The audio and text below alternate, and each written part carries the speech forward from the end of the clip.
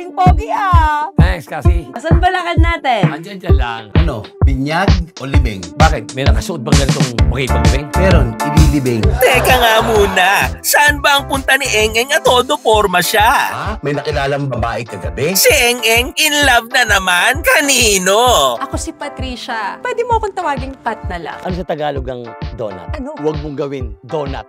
Eh bakit parang hindi masaya ata si Wais para kay Eng-Eng? Kasi totoong balingkinitan si Pat katulad ng mga tipo mo eh. Alam ko dahil ubod ng ganda sexy nito si Pat, nakatagpo ako ng babae. Aagawin mo, ang dugo mo sa dugo ko. Handa kong ibenta sa blood bank. Matanggal lang yung dugo ko sa'yo. Naku po, kung magkakagalit ang paborito nating magpinsan, eh sino na ngayon ang tutulong sa problema ni Cassie? Hayaan na natin yung pinsan ko. Ang kailangan natin atupagin ngayon, yung kung sino nag-message, yung binabantaan si Cassie. Baka naman wrong number lang yun. May nag-message ulit kanina. Ang sabi, hindi ako wrong number. Si Wais, hindi masaya na masaya si Eng-Eng at may nagbabanta pa sa buhay ni Cassie. Wala na sigurong kahabol sa gulo, no? Huwag mo sanang mamasamain to ha. Bakit mo ba nagustuhan yung pinsan ko si Eng-Eng? Sa totoo lang, siya talaga yung unang manliligaw ko. Sarap pala ng feeling. Mukhang meron pa nga. Sino naman ito? Akala ko ba may ibang nililigawan si Eng-Eng? Sabi mo kasi, sexy, maganda. Di mo naman natampat yung sinasabi mo eh. Sino ba talaga?